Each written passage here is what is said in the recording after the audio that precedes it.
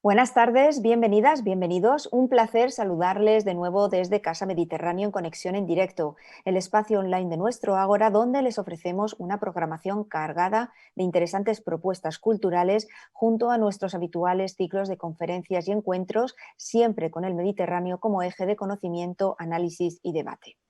A continuación les ofrecemos una propuesta muy interesante en formato de obra audiovisual, con el fin de seguir conociendo la esencia de la cultura y la idiosincrasia mediterráneas.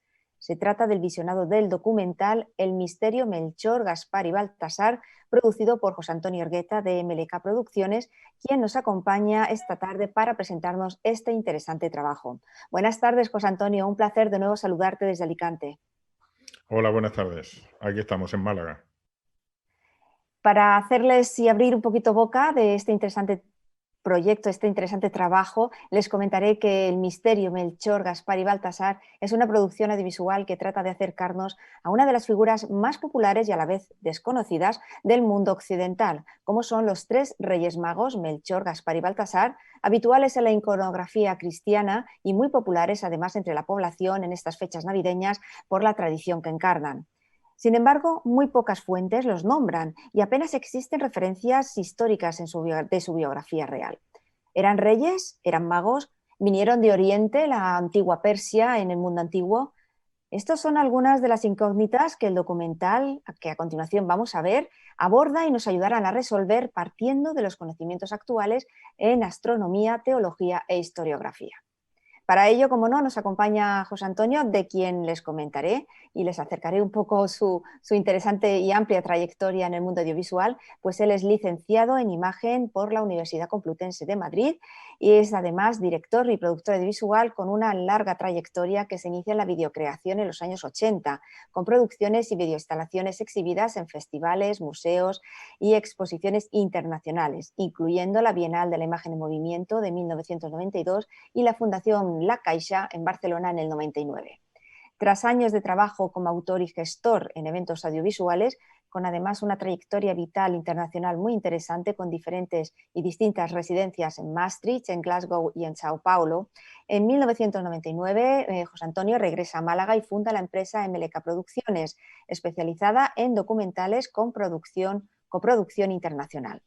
Más tarde pone en marcha Producciones Transatlánticas, con amplia trayectoria en la producción de ficción para cine, televisión y multiplataforma, donde es además autor, guionista y director. Como premio de su amplia trayectoria ha recibido la Biznaga de Plata en el 20 Festival de Cine de Málaga en 2016 y otros premios y menciones en los últimos 5 años. Además, en la actualidad, cabe mencionar que su documental Paraíso en Llamas ha sido preseleccionado para los Goya 2021 y confiamos en que veamos este interesantísimo trabajo como uno de los nominados. José Antonio, enhorabuena. Muchas gracias, Sonia. La verdad que un placer. Y esperamos que sigan viniendo proyectos y coproducciones con el Mediterráneo, Por que supuesto. también. Por supuesto que sí. Pero si te parece, vamos ahora a hablar de este interesante proyecto que además, este interesante trabajo que hiciste fue en 2009, me parece, cuando hiciste El misterio Melchor, Gaspar y Baltasar. Y desde luego que es un trabajo muy actual que merece la pena revisar año tras año, pues trata de acercarnos a tres de las figuras más desconocidas de la iconografía cristiana más populares, como son los tres reyes magos de Oriente, pero que, bueno, según los escritos bíblicos, llegaron de Oriente en busca del Mesías, guiados por una gran estrella. ¿Por qué decidisteis abordar esta figura, que si bien es tan popular, es tan desconocida en realidad? ¿Cómo surge la idea de hacer un documental sobre sus figuras? Bueno, a ver, los documentales surgen a veces de alguna idea profunda o de una pasión o de un tema que puede ser desconocido o puede ser muy obvio, ¿no? En este caso parece una obviedad, pero es verdad lo que dices, que no es una tradición cristiana, pero podría tener un origen anterior.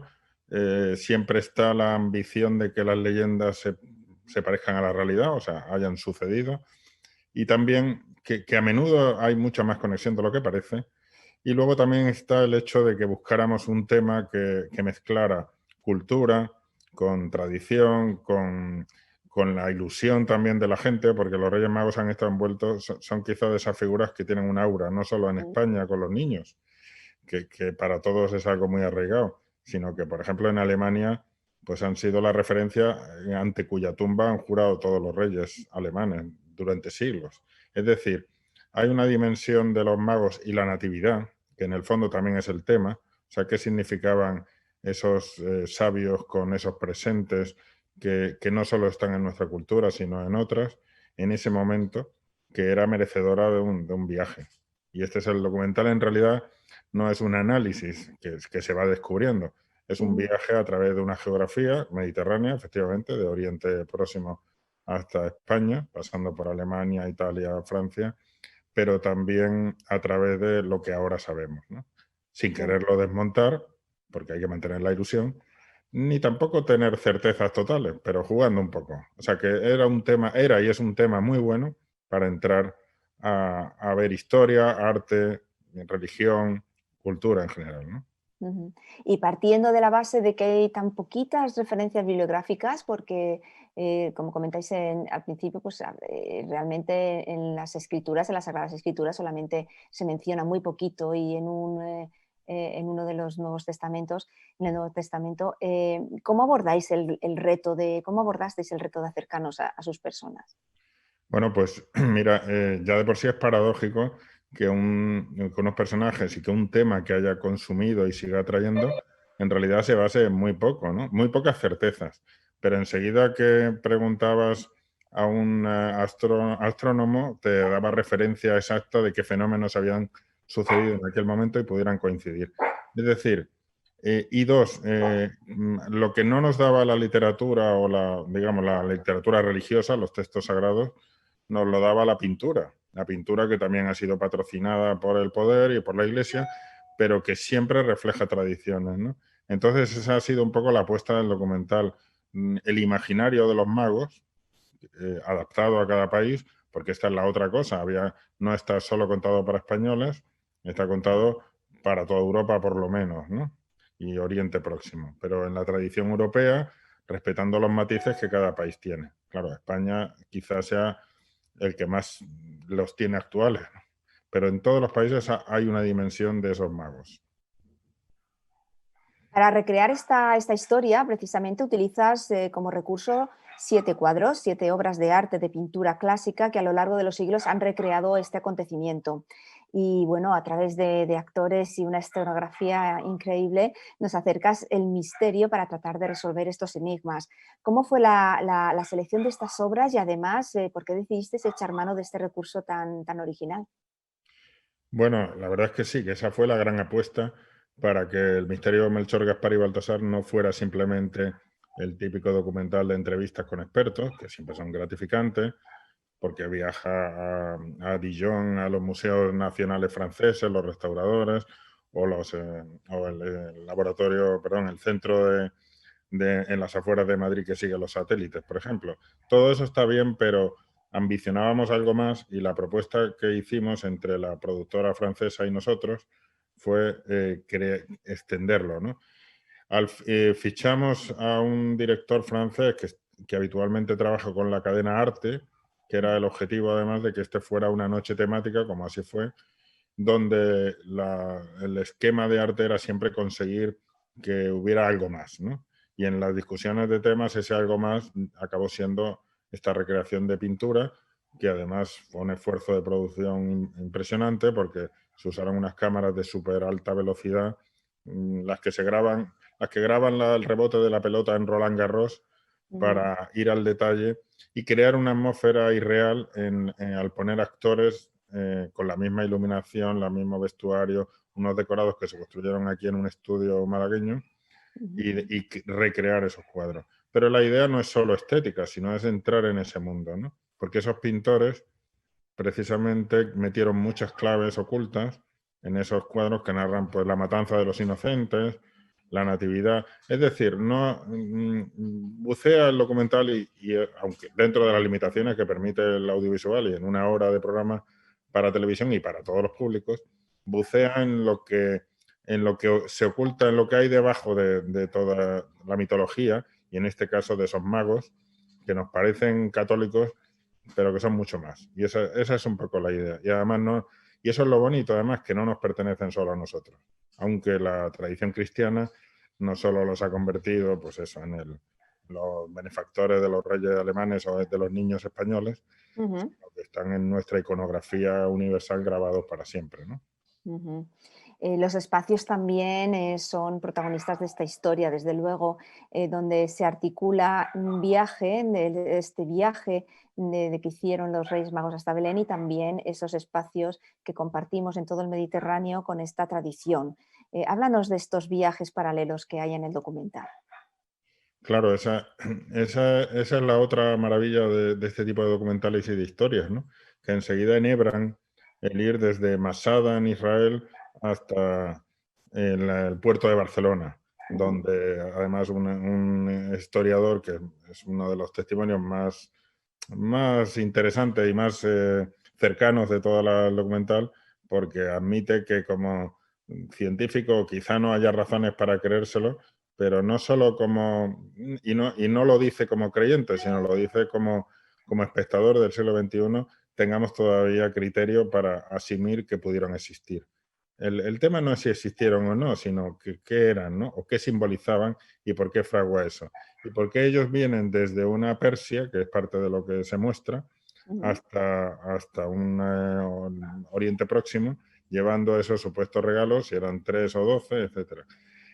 Para ello, efectivamente, nos hemos trasladado, claro, como tenemos este pretexto pictórico, hemos ido a museos nacionales franceses, al Escorial, a sitios donde se conservan la pintura y el saber, a los seguimientos de satélite, a los que desde telescopios en las afueras de Madrid observan el espacio, y por supuesto al viaje que hicieron las supuestas huesos, los restos de los tres reyes supuestamente enterrados en Colonia, aunque realmente dentro de aquella tumba no hay nada. ujú, Pero de ahí el valor también de la leyenda. Yo creo que muchas veces, una de las cosas que nos tienen que enseñar estos relatos, o la oportunidad que tenemos al contarlos, es entender el valor del propio relato y por qué se forjó y el impacto que ha tenido. No ujú, tanto, no quedarnos en la literatura o en la cosa casi legalista de decir si esto era verdad o no, ¿no? Disfrutar con ese viaje. Los paisajes a los que lleva el documental son preciosos todos, y entrar siempre en ese laboratorio donde se está restaurando un cuadro del siglo XVII, pues es un regalo, por ejemplo, ¿no? ujú. O en Desde la luego que tumba, sí. o en el lugar donde se supone que nació Jesús y que acuden los Reyes Magos. Bueno, pues es chocante porque hoy por hoy, claro, también es una reflexión sobre en qué se convierten esos sitios cuando exageramos esa creencia. Pero en todo caso, son hilos comunes de una tradición que nos une, y eso, más allá de la realidad o no, es lo que merece la pena investigar, ¿no? La Ujú. pintura era el vehículo, además comparable al audiovisual hoy, para decir cómo se cuenta y cómo se hace partícipe a la gente de una historia y se la da por cierta, ¿no? Efectivamente, porque bueno, en la Edad Media, sobre todo, que no existía la imprenta y no se podía, la palabra no era el vehículo principal de la transmisión de estos valores, sino que era la imagen de las iglesias. Desde luego que el papel que cumplieron era increíble a través de la iconografía cristiana. Y es muy interesante además ese planteamiento de viaje espiritual y de viaje iconoclástico a través del Mediterráneo, precisamente. Exactamente, cómo se crea esa iconografía que hoy por hoy la tenemos asumida. Claro, un español no ve lo mismo Ujú, que vea un francés o un libanés, pero efectivamente, si se ha forjado, si ha calado esa imaginería, si esas columnatas de ese convento catalán donde en bajo relieve están los tres magos durmiendo, que es una de las imágenes más bonitas del ujú, documental y que está recreada, pues para que eso calara tan fuerte y haya pervivido en el tiempo, vale la pena mirar ahí porque realmente tiene que haber algo más potente que simplemente un relato religioso o una cosa política, ¿no? Hay algo mm, más. Y esa es, ujú, digamos, la primera invitación que hace. Y eso es lo que hace que este tema, aun siendo tan obvio para nosotros, sea merecedor de esta historia, ¿no? Y de viajar. Y bueno, lo ujú, hicimos en el 2008, fue noche temática y lo hemos hecho suficientemente bien para que se pueda seguir viendo todos los años por estas fechas. Hay alguna televisión, porque entraron muchas televisiones de toda Europa y de toda España, y en alguna temática suele caer, ¿no? Pero no deja de perder actualidad porque en realidad está tratado desde esa óptica del misterio, respetando el misterio, asumiendo la ciencia o la mirada actual historiográfica, es decir, siendo también severos, pero al mismo tiempo dando el margen de lo que es la naturaleza humana, ¿no?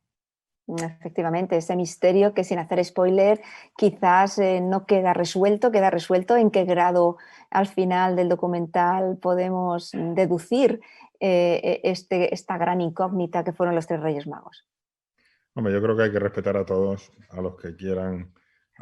Y dos, que hay una cosa también muy ventajosa que vale la pena decir, que ni siquiera la ciencia matemática, la ciencia astrológica, o en este caso astronómica, perdón, la ciencia o la historia son ciencias exactas. Ninguna de ellas, y en estos tiempos, aunque estemos admirando tanto a los científicos, sabemos que todos son márgenes porque siempre hay algo más por descubrir y hay alguna zona que no llegamos, ¿no? O que está reservada para más adelante. Pero yo es que incluso asumiría que haya zonas que son esa parte cultural en la que hemos volcado cosas inexplicables, ¿no? Entonces, esta historia tiene un poquito de todo. Parece, en el documental se entenderá que parece que sí hubo un fenómeno astronómico, certero, que parece que sí hubo unos regalos a algo, porque claro, hay que asumir también esa natividad, y parecen muchas cosas, pero también hay margen, y eso está bien.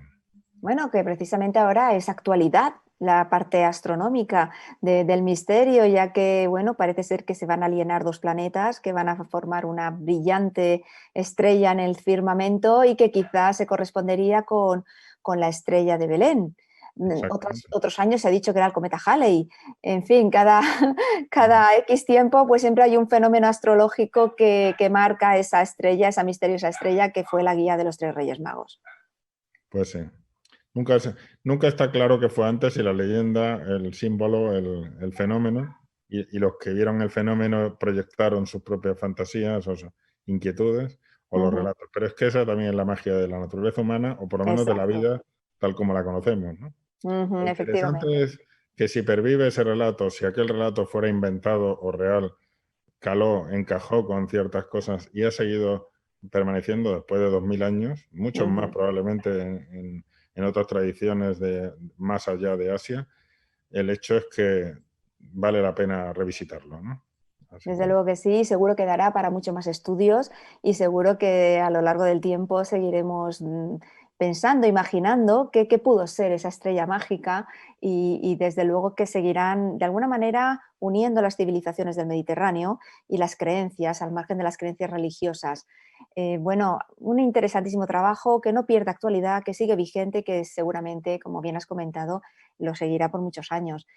José Antonio, muchísimas gracias por acompañarnos durante este tiempo en la presentación de este documental. Sin más dilación, vamos a dar paso a su proyección. Esperemos que nuestros telespectadores les guste, lo disfruten y en estas fechas entrañables que ya tenemos prácticamente, estamos ya a puntito ya de celebrar la Nochebuena, la Navidad y todo lo que entraña este misterio.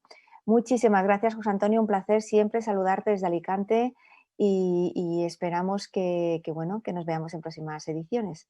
Muchas gracias a vosotros y feliz Navidad. Feliz Navidad a todos, desde luego.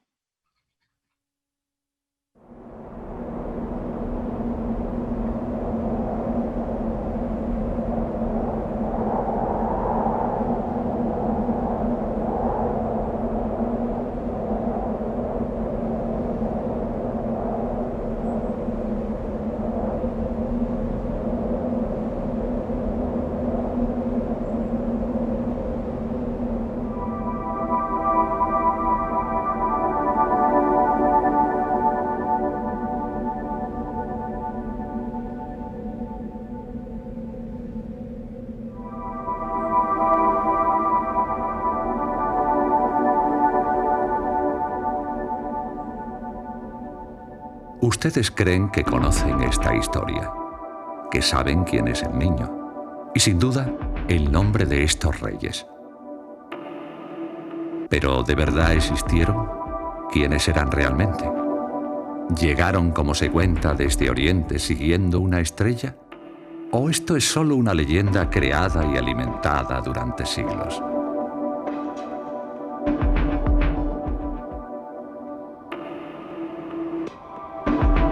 El Evangelio de San Mateo es el único texto que menciona la existencia de los 3 Reyes Magos. Unas pocas palabras escritas casi 80 años después de su viaje y que no suman más de 12 versículos. Apenas 12 versículos. Un puñado de palabras de las que se apropió la fe popular y que contienen un mensaje que aún espera ser descifrado. Pero para entender cómo se construyó el mito y cómo la Iglesia y las tradiciones lo hicieron evolucionar, es necesario bucear en los vestigios que este texto dejó en la historia. Analizaremos las representaciones artísticas. Recorreremos los mismos paisajes que los Reyes Magos atravesaron. Visitaremos algunas iglesias y nos encontraremos con quienes han consagrado buena parte de sus vidas a este misterio.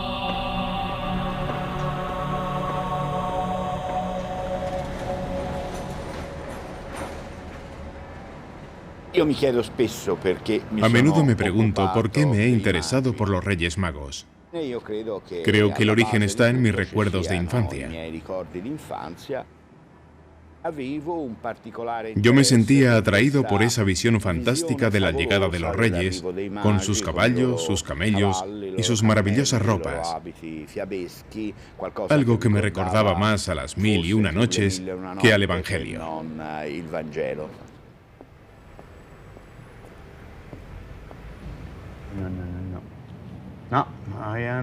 Franco Cardini, profesor de Historia del Instituto Italiano de Ciencias Humanas de Florencia, es un apasionado de la historia medieval, de las cruzadas, las peregrinaciones y de la magia.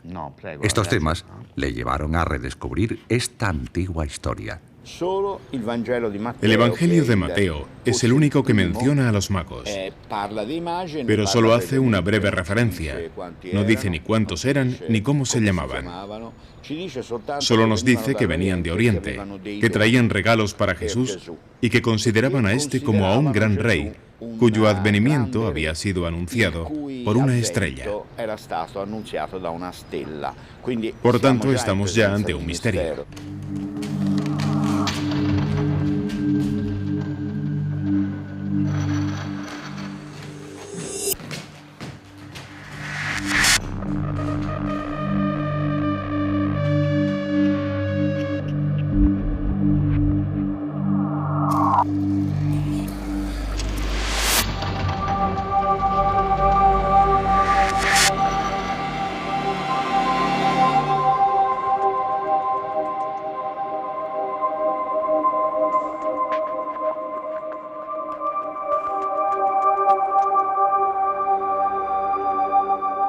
Venían de Oriente. Sus antepasados practicaban la astronomía, que era a la vez su ciencia y su arte. Afirmaban que observando las estrellas nunca se habían equivocado. Aquel día, una estrella indescriptible se les apareció. No era uno de los 7 planetas ni uno de los cometas que conocían.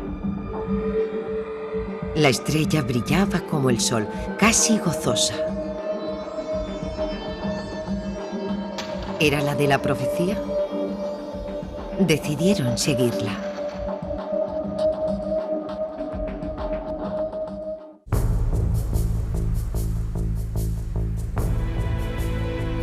Mesopotamia, Judea, Fenicia, Galilea, Persia, los países que evocan estos nombres, tienen hoy fronteras borrosas en nuestra memoria.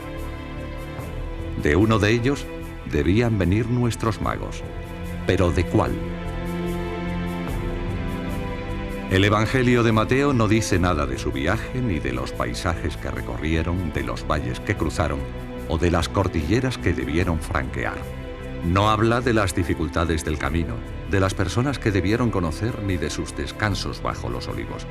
Por tanto, es difícil calcular el punto de partida de los 3 reyes y a qué distancia se encontraban de Jerusalén. Existen 2 hipótesis.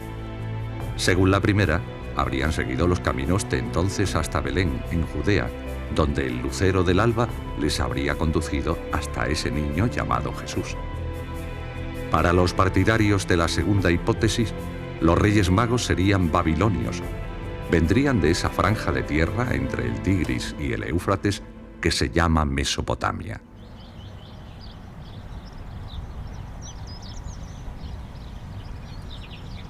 La ciencia se ha ocupado muy poco de esta historia.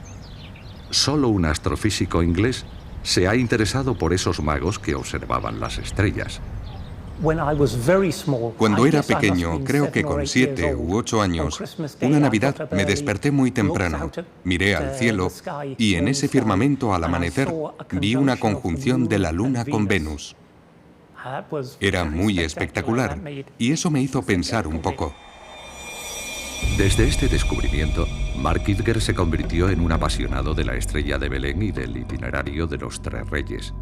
Tras 40 años de investigaciones, pone en duda la hipótesis dominante, la del origen babilónico de los magos. Una clave para esto está en Italia, en Rávena, donde un mosaico muy antiguo muestra a los reyes con una apariencia muy poco habitual. Los reyes no parecen babilonios. No llevan corona y se cubren con simples gorros frigios. Este sombrero apareció en Persia en las representaciones de la divinidad Mitra más de 1000 años antes de Cristo.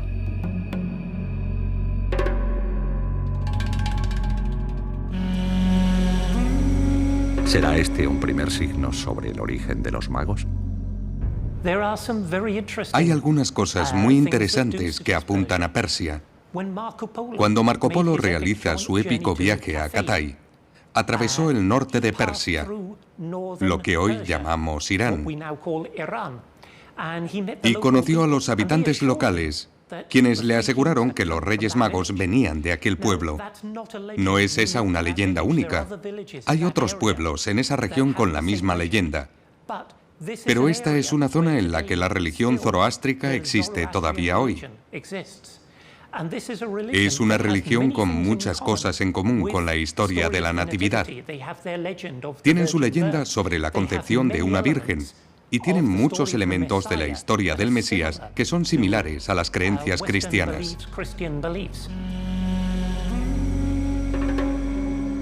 Para Mark Kidger, estas coincidencias, los relatos orales de esta región y los gorros frigios de las primeras representaciones de los magos confirmarían que es en Persia donde tiene su origen esta historia. Habrían venido de la proximidad del mar Caspio, una distancia de unos 1200 kilómetros, atravesando 2 cordilleras, 2 grandes desiertos e incluso cruzando grandes ríos. Debió ser un viaje increíble. Incluso con camellos no estamos hablando de 1 o 2 semanas, sino que hablamos de 1 mes, 6 semanas, tal vez 8 semanas para realizar este viaje.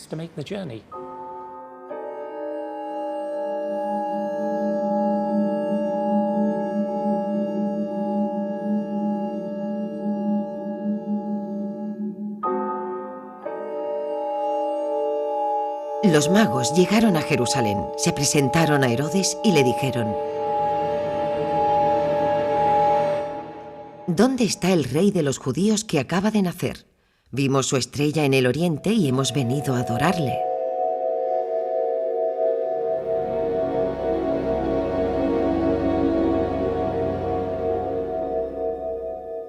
Herodes hizo calcular el tiempo de la aparición de la estrella y los envió hacia Belén diciéndoles: Id e indagad con exactitud sobre ese niño, y cuando le encontréis, comunicádmelo para ir también yo a adorarlo.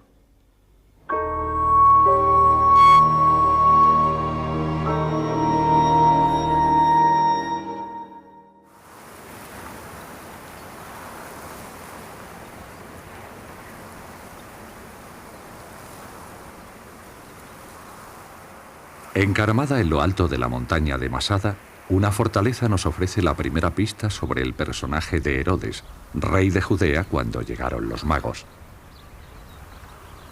Muros de piedra y restos de construcciones en un conjunto monumental de lo que era a la vez palacio, refugio y atalaya sobre los antiguos caminos que aún pasan a sus pies.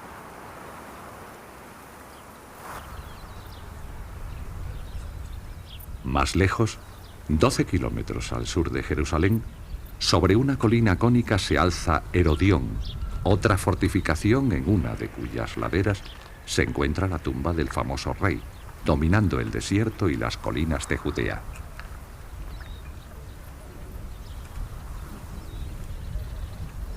Pese a las construcciones monumentales que llevó a cabo Herodes, los judíos veían en Herodes una demostración del poder de Roma, no veían a su propio rey. Si bien Herodes era judío, no era un judío de larga tradición. Su familia llevaba 3 generaciones convertidas al judaísmo y como tal es un extranjero igualmente. No se diferencia demasiado del poder de Roma que se impone, no es uno de los suyos. Por lo tanto, ese deseo de mantener el poder por parte de Herodes encima de Judea es una forma de tiranizar y quiere que se mantenga. Pero al mismo tiempo debía ser un gobernante con miedo a la traición, a la usurpación del poder. Es por eso que cuando se formaliza la profecía y aparecen los magos, Herodes ve en Jesús un peligro para él y decide que los magos son el camino perfecto para encontrar al niño y acabar con él, para asesinarle.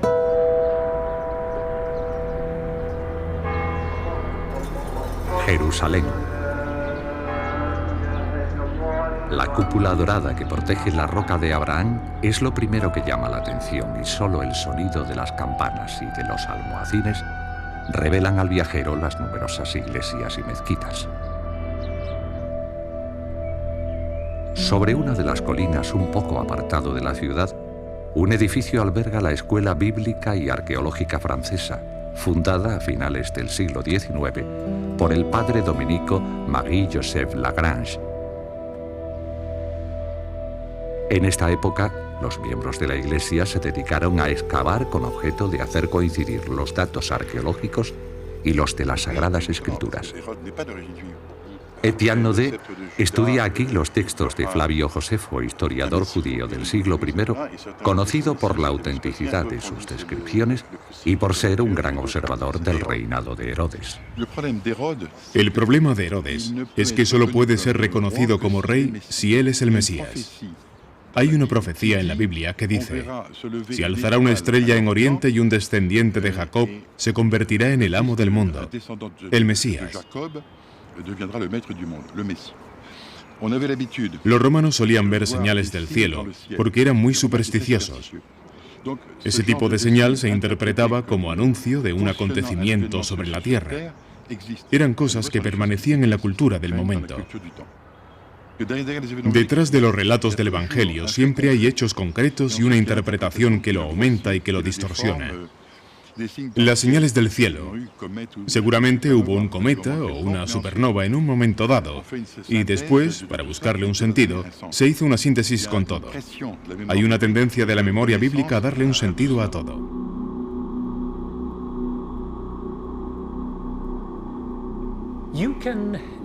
Ahora, con los ordenadores, podemos volver 2000 años atrás y ver el cielo tal como lo vieron los magos. Venus es una de las últimas teorías favoritas para la estrella de Belén. Lo vemos casi todos los años en Nochebuena, ya sea al amanecer o por la noche. Cuando la gente lo ve, la primera pregunta que suele venir a su mente ¿es esa la estrella de Belén? El único problema es que la primera observación astronómica que conocemos del planeta Venus puede datarse del 1600 a.C. Por tanto, si eran tan sabios los magos, un objeto conocido como Venus no debería haberles intrigado. Una segunda hipótesis pone a Venus y Júpiter en escena. Sabemos que en 2 ocasiones durante aquella época, ambos planetas estuvieron muy cerca el uno del otro y que desde Oriente su aspecto seguramente fuera el de un astro altamente brillante. Por desgracia para esta hipótesis, Herodes ya había muerto casi 2 años antes de este fenómeno. Sin embargo, en el año 7 a.C. se produjo otra conjunción entre Júpiter y Saturno. Entre mayo y diciembre, ambos aparecieron juntos en el cielo, se aproximaron y luego se separaron 3 veces. Es lo que llamamos una triple conjunción. Algo así debió provocar asociaciones astrológicas muy fuertes. Júpiter era el gran arquitecto, así se le ve en la mitología, simbolizando un rey, el que manda. Y Saturno era el planeta que simbolizaba un cambio de era. Algunos astrónomos también han considerado que fuera el paso de un cometa. Pero en esta época, los cometas se tenían como malos augurios. Los chinos los detestaban. Para los romanos, anunciaban la muerte de un emperador o de una personalidad. Por tanto, es difícil de creer que un cometa pudiera asociarse al nacimiento de un nuevo rey. La estrella de Belén, signo del cielo y guía de los magos, no parece explicable como sencillos sucesos estelares. Para el astrónomo, habría que contemplar fenómenos más raros. Una nova son 2 estrellas, una que gira alrededor de otra. La estrella pequeña se come literalmente el material de la estrella grande, como un caníbal. La materia cae sobre la estrella pequeña de manera constante. Se apila y de pronto se produce una gran crisis que produce una gran explosión.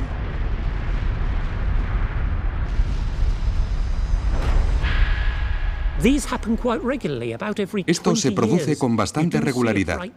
Cada 20 años se ve una nova brillante, y es posible que eso fuera lo que los chinos vieron en marzo del año 5 a.C. Una brillante nova. Así que lo que realmente creo que debió suceder fue una combinación de acontecimientos, un suceso astrológico como esta alineación de Júpiter y Saturno en el cielo, que le dijo a los magos que algo iba a suceder, que una nueva era se iniciaba en Judea.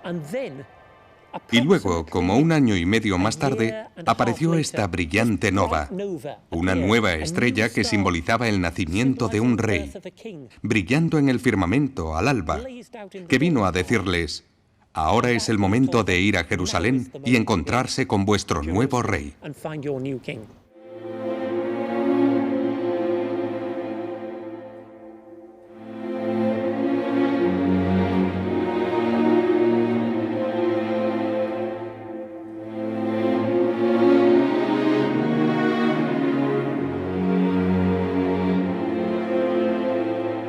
Tras oír al rey Herodes, los magos se pusieron en ruta. La estrella que habían seguido hasta allí fue a pararse encima del lugar donde estaba el niño. Al entrar en la casa, encontraron al niño con María, su madre, y se postraron rindiéndole homenaje.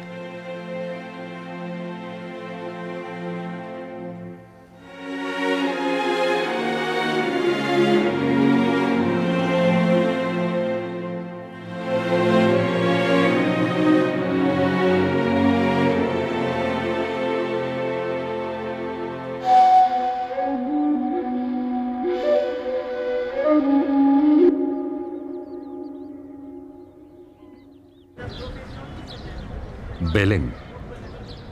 El Evangelio dice que aquí es donde Jesús nació, en una cueva. La realidad aquí es una prueba para cualquier viajero, tanto si es creyente como si no lo es.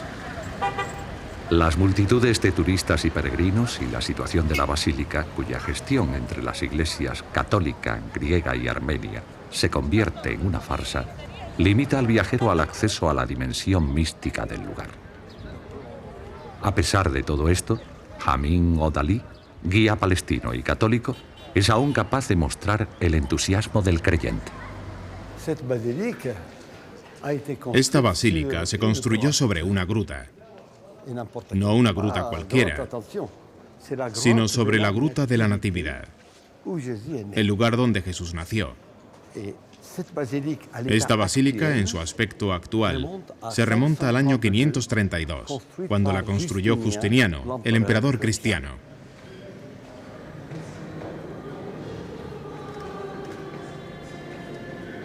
La Basílica de la Natividad parece abandonada en el tiempo.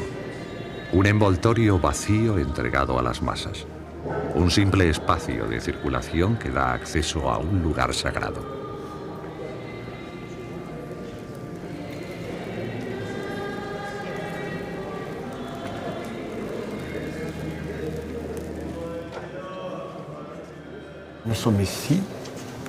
Estamos delante de la escalera que lleva a la gruta. Ahí abajo nació Jesús. Sí, es la gruta auténtica. Yo puedo demostrar la autenticidad de la gruta. Cuando se dan los tres elementos, la historia, la arqueología y la tradición que se juntan en este lugar, entonces podemos estar seguros de que es un lugar auténtico. Según el Evangelio, José y María vinieron a Belén para censarse. Pero el albergue de la ciudad, situado en el emplazamiento de la actual basílica, no podía acogerles. Entonces San José le dijo a la Virgen: ¿qué vamos a hacer? Es tarde y se ha hecho de noche. Bajemos y pasemos la noche en la gruta con los otros que no han encontrado sitio. ¿Bajo?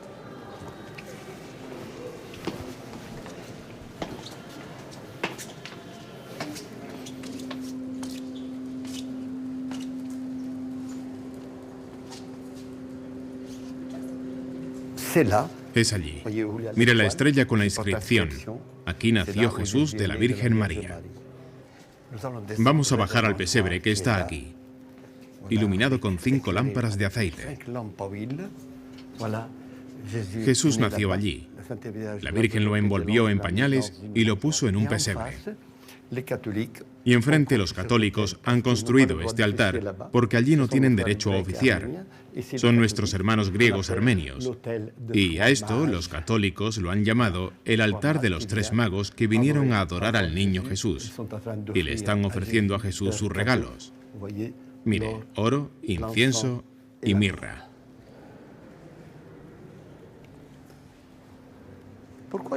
¿Por qué iba a ser una leyenda? Está en el Evangelio. El Evangelio dice que la Virgen María cogió al Señor, lo envolvió en pañales y lo puso en un pesebre. En la gruta solo está el pesebre, no hay otra, por tanto es el lugar auténtico.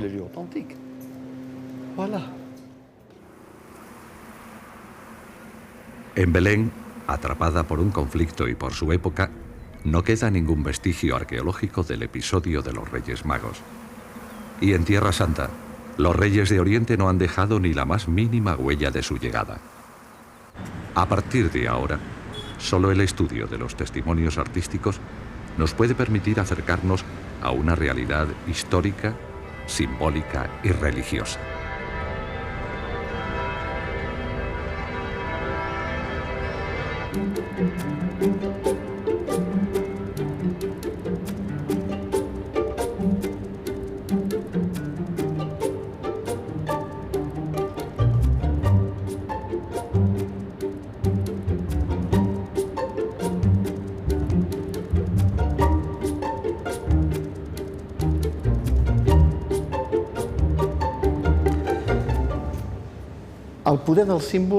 El poder de los símbolos es tan fuerte que 2000 años después los percibimos de la misma manera.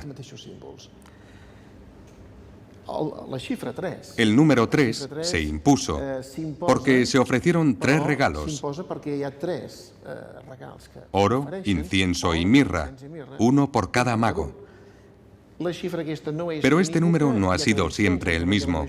En la tradición de Santa María la Mayor son 2. En los otros textos orientales, en la iconografía, son 4. En la iglesia siria son 12. ¿Por qué? Porque es el símbolo de los 12 apóstoles, las 12 tribus de Israel, etc. Los símbolos cambian. Se busca y se llega a identificar a estos 3 personajes como a prototipos de la humanidad que avanza para adorar a Cristo.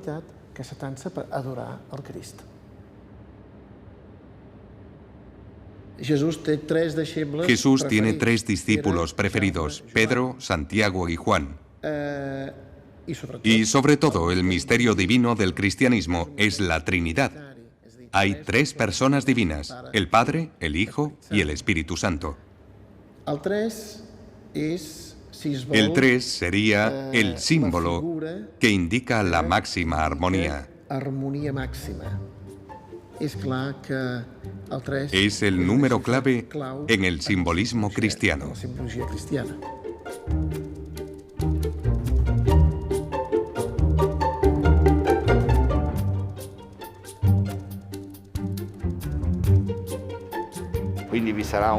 Hay un mago que representa la juventud, otro que representa la madurez y el otro que representa la vejez.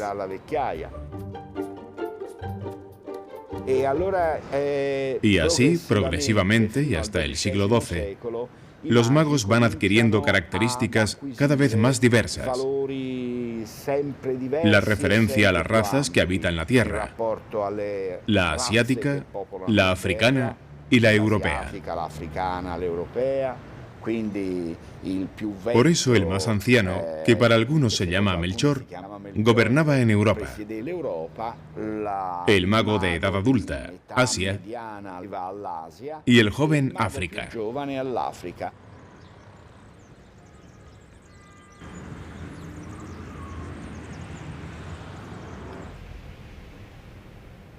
La llegada de un mago africano a la iconografía religiosa es algo que no va a suceder sin cierta resistencia. Esta novedad dio pie a discusiones y debates en Italia, por ejemplo, y a veces origina situaciones misteriosas. Hace unos meses que un cuadro de la escuela florentina proveniente del Museo de Bellas Artes de Dijon y atribuido a Biagio d'Antonio llegó a Nápoles para ser restaurado. La primera vez que vi el cuadro con los restauradores, nos llamó la atención el aspecto de la cabeza del Rey Negro. Incluso el tipo de pintura al óleo nos pareció extraño. Nos dijimos, ¿de qué se trata? El cuadro fue inspeccionado, radiografiado y expuesto a la luz ultravioleta. Los exámenes confirmaron las intuiciones del restaurador. La primera imagen es un cliché en blanco y negro que muestra la obra cuando llegó a nuestras manos. Vemos cómo efectivamente la cabeza no tiene el mismo tipo de grietas ni de desgaste que las demás cabezas, o incluso que el resto del cuadro. Tras un examen más minucioso con lupa, nos dimos cuenta de que el material no era en absoluto el mismo. Había un material ligeramente más blando, que contrastaba con el material del siglo XV, que era más consistente. Después de hacer una prueba en la frente, se decidió devolver la cabeza del rey a su aspecto original. Poco a poco, su rostro y su pelo fueron liberados del engaño. El rey mago volvió a ser blanco. Dominique Dole cree que el propietario del cuadro lo falseó para venderlo mejor. A partir del siglo XVII, un rey negro se volvió indispensable en cualquier obra que representara la adoración.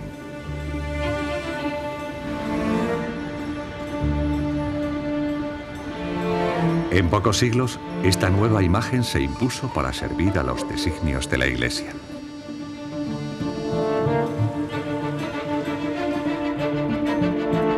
Si nos fijamos en la historia de esta época, vemos que esta novedad coincide con la exploración marítima del planeta en el momento en que se descubren nuevos mundos y pueblos nuevos. Para el papado, era obligatoria la presencia de un representante de África que reflejara la universalidad del mensaje de Cristo.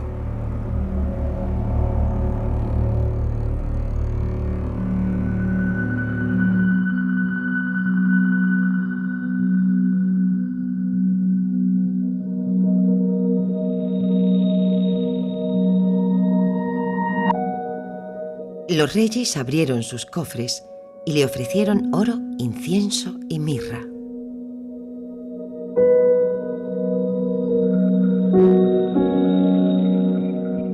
porque era su rey.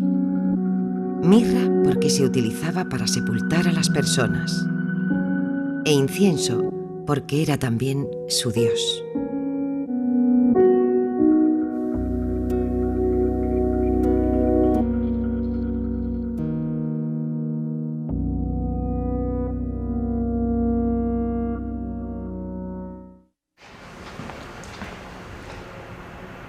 Tres reyes de tres edades y orígenes diferentes llevando tres regalos.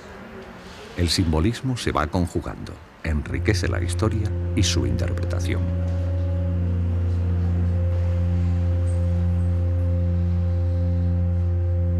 A finales de la Edad Media, el relato y sus representaciones alcanzan un punto de equilibrio. La imagen es en apariencia perfecta. Así se va a grabar en nuestra memoria. No obstante, si se observa de cerca, se descubren diferencias.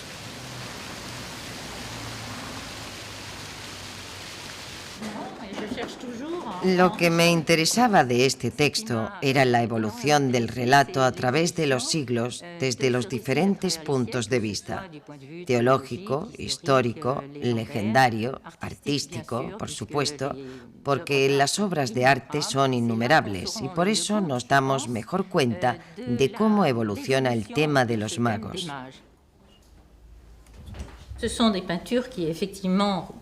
Durante más de 20 años, Madeleine Félix ha estudiado los relatos y ha visitado iglesias y museos de toda Europa, cuyos conservadores le han abierto las puertas de sus fondos.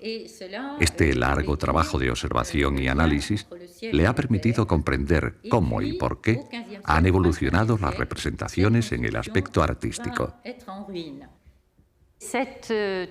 Esta transformación fue además fomentada por la Iglesia Católica, que estaba enfrentada a los poderes temporales de la época. Sabemos que el siglo XII fue un siglo de grandes disputas. El rey de Francia, el emperador de Alemania y el rey de Inglaterra se opusieron al poder espiritual del Papa. Fue en esta época cuando la Iglesia transformó a estos magos persas, de los que nadie sabía qué representaban, en poderosos reyes de la tierra, para mostrar que los poderes terrenales debían inclinarse ante los poderes celestiales. Roi et puissant de la terre, pour essayer de montrer que les puissances de la terre devaient s'incliner devant la puissance du ciel. Petit à petit, donc, poco a poco la escena se iba transformando. A principios de la Edad Media, las posiciones de los tres magos eran idénticas. Más adelante, Gaspar se vuelve hacia Baltasar señalándole la estrella, mientras que Melchor se arrodilla a los pies del niño. A veces aparecen tumbados boca abajo, lo que expresa el sumum del vasallaje. El decorado también evoluciona. La cueva o gruta que protege a la Virgen y al niño se convierte en un palacio. Los cortejos aumentan de tamaño y a veces decenas de personas acompañan a los magos en sus caballos o camellos.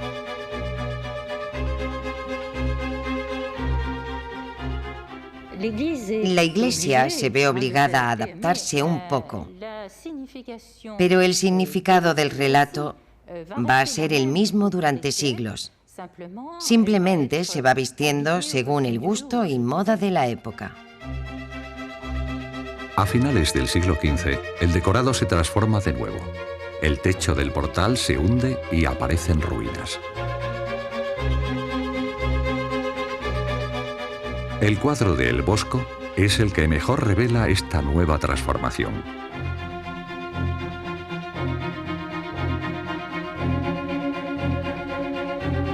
Para los padres de la Iglesia, las ruinas son un símbolo del viejo mundo que se derrumba, marcando el advenimiento del nuevo mundo.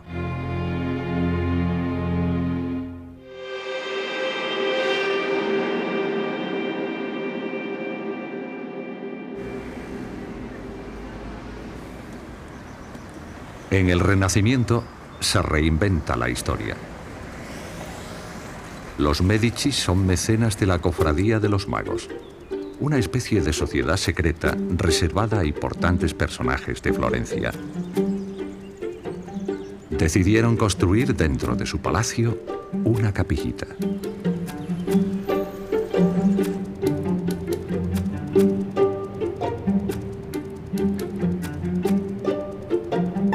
Podemos imaginar la sorpresa de los primeros visitantes cuando al fondo de un pasillo descubrían estos paisajes, animales y en medio sus compañeros de viaje con sus rostros orgullosos sobre los 3 reyes a lomos de sus caballos. Gaspar tiene aquí los rasgos de Lorenzo de Médicis, Baltasar los del emperador Juan VIII y Melchor los de José, el patriarca de Constantinopla y primado de la Iglesia Oriental. Tras la imagen de este cortejo real, el fresco evoca la visita del primado de Constantinopla y su encuentro con el Papa Eugenio IV. Así, el tema principal de la pintura es la reunificación de la Iglesia Oriental con la Iglesia de Roma.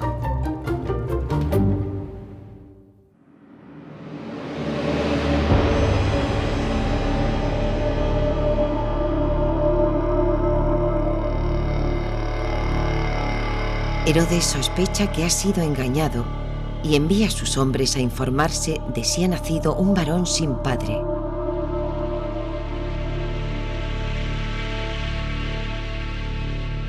Pero como no descubrieron a ninguno, Herodes da la orden de matar a todos los recién nacidos. Como todos se lamentaban, los sacerdotes le suplicaron que perdonara a los inocentes. Pero él les amenazó aún más y les impuso silencio. Dio la orden y sus hombres mataron a 63.000 niños de Belén.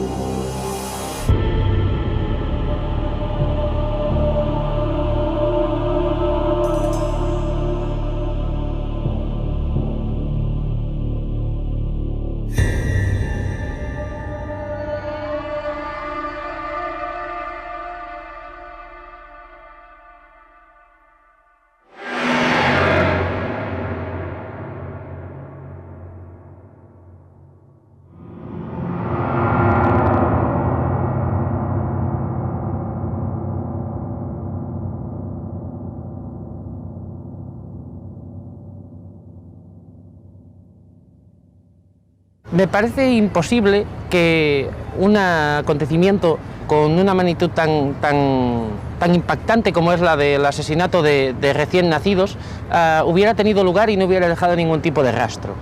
Tenemos fuentes para la época, los propios evangelios, Flavio Josefo, y no nos dicen nada de ello.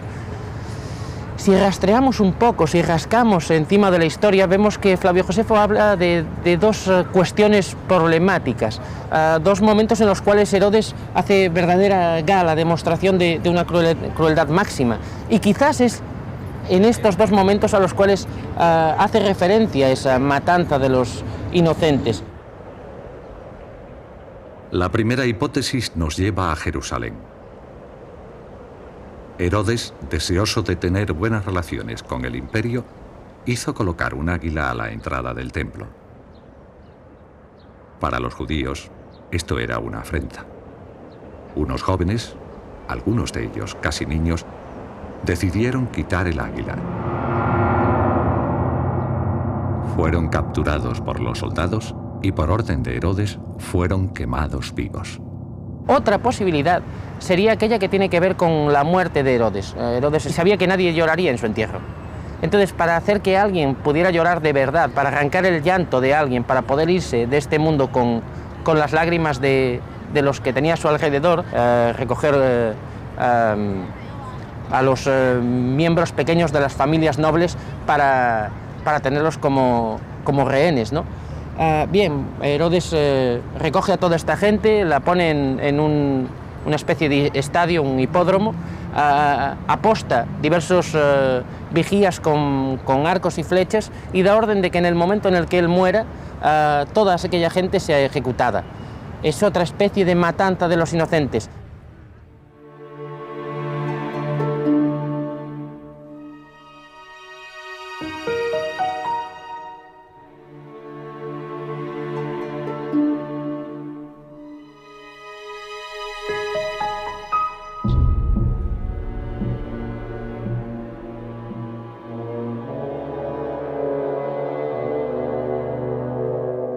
Mientras los magos dormían, se les apareció en sueños el ángel del Señor y les advirtió de que no volvieran donde Herodes.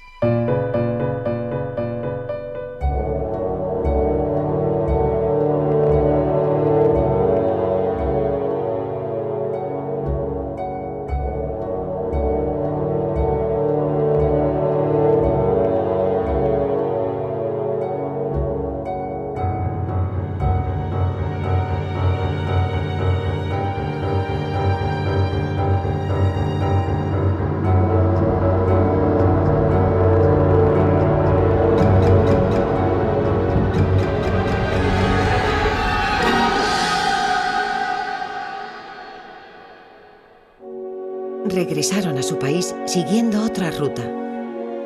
Se dice que evitaron los caminos principales y los lugares transitados y que de noche se retiraban a cuevas buscando la soledad.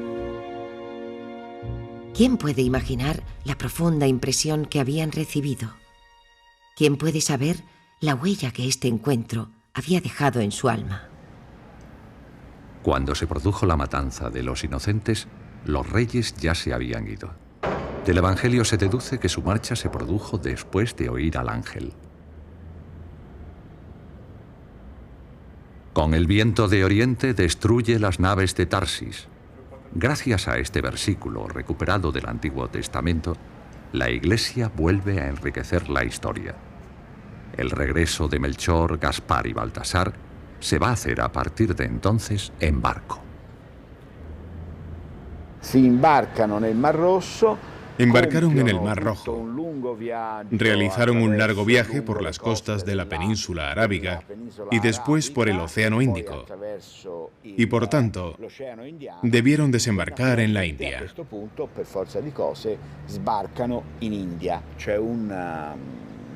Hay un evangelio, llamado el Evangelio de Tomás, probablemente del siglo VIII, que cuenta cómo los magos desembarcaron en la India y fundaron la primera iglesia cristiana india. Así, el culto a los magos se convirtió en un elemento de evangelización de los pueblos.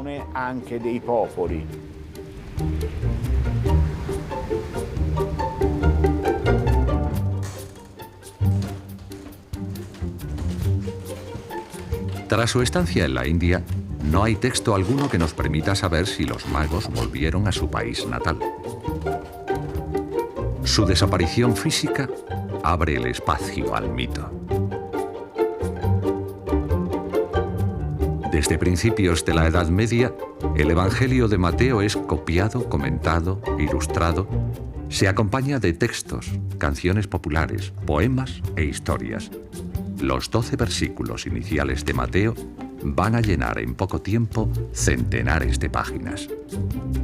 Pasan los siglos hasta el final del primer milenio y el interés por los tres reyes magos va disminuyendo. En las zonas rurales, los cultos paganos se multiplican y poco a poco los tres reyes desaparecen.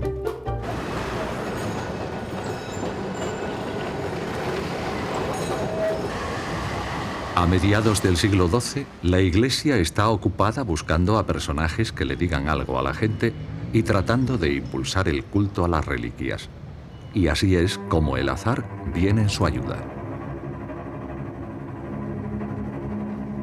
En Milán, 3 cuerpos unidos por un hilo de oro aparecen enterrados bajo un monasterio. Es una ocasión única. De inmediato, se decreta que son los Reyes Magos, que Helena, madre del emperador Justiniano, había encontrado en Tierra Santa y que un tal Eustorgio los habría llevado a Milán. Eustorgio, antes de convertirse en arzobispo de la ciudad, vino a Milán como delegado del emperador de Constantinopla. Las reliquias estaban en Constantinopla, abandonadas y olvidadas. Y Eustorgio tuvo la gran idea de llevarse las reliquias, de revitalizar la celebración y de unir a la gente alrededor de este culto. Pero actualmente, la tumba con las reliquias de los magos está vacía. En realidad, dichas reliquias no permanecieron mucho tiempo en Milán. Fueron víctimas, o más bien rehenes, de una guerra llevada a cabo por el emperador de Alemania, Federico Barbarroja. Federico Barbarroja pensó en llevárselos para darle prestigio a su ciudad, en un momento en que Milán no era muy importante para el imperio. Era un modo de decir a Milán, tú vales menos, y a Colonia, conviértete en la gran ciudad heredera de nuestra dinastía. Podría decirse que se convirtió en la nueva Jerusalén.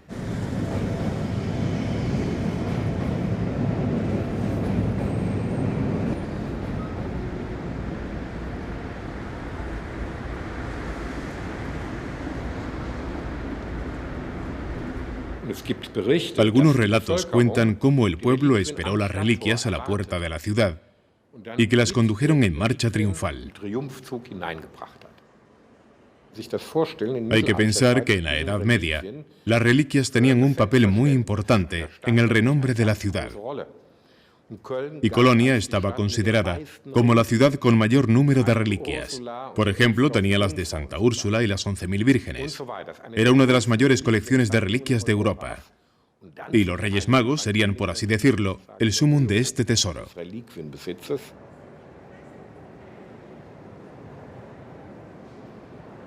Gracias a estas reliquias, Colonia va a tomar una considerable importancia. Peregrinaciones de toda Europa atrajeron a creyentes, enriqueciendo tanto a la ciudad como al obispado. Este fervor, que en ocasiones roza lo histérico, sobrepasaba el ámbito popular. Colonia se convertirá en una cita ineludible también para los poderosos. Incluso los reyes irán a postrarse ante las reliquias. A Colonia, para venerar las reliquias, no solo vinieron reyes alemanes después de su coronación en Aquisgrán, sino que también lo hicieron reyes de toda Europa. Sabemos que el rey de Inglaterra vino aquí para venerar las reliquias. En Alemania, las reliquias simbolizaban el poder real.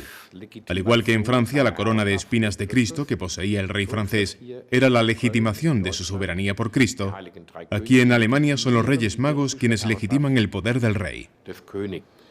Se trata siempre de un asunto extremadamente político, en el que los diferentes poderes utilizan, por así decirlo, las reliquias para conseguir sus objetivos.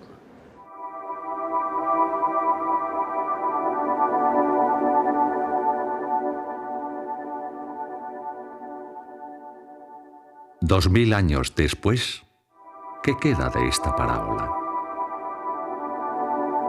Si quitamos los retoques pictóricos, la imaginación de los escritores, las fabulaciones de la Iglesia y las manipulaciones políticas. Las investigaciones históricas nos muestran que Herodes el Grande era efectivamente el controvertido rey de Judea en esa época, y que en el año 7 hubo un acontecimiento astronómico en el cielo en esta región del mundo. Todo lo demás es producto de la fe o la ficción.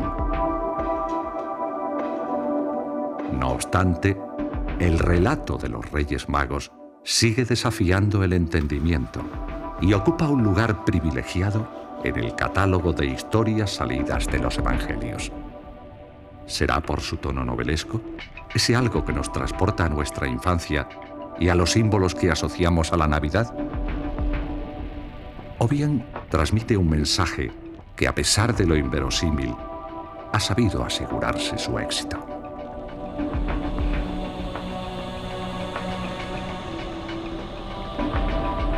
Es difícil no creer en los Reyes Magos, pero desde mi punto de vista científico, como profesional, No, debo negar la posibilidad de que alguien vea una estrella y decida montarse un dromedario y salir de casa corriendo para llevarle un bote con oro a un recién nacido. Pero como humano, vinculado a toda una tradición, me cuesta negarlo. Se representa a los Reyes Magos como todopoderosos desde el punto de vista político, al ser reyes, y como todopoderosos desde el punto de vista científico, al ser magos.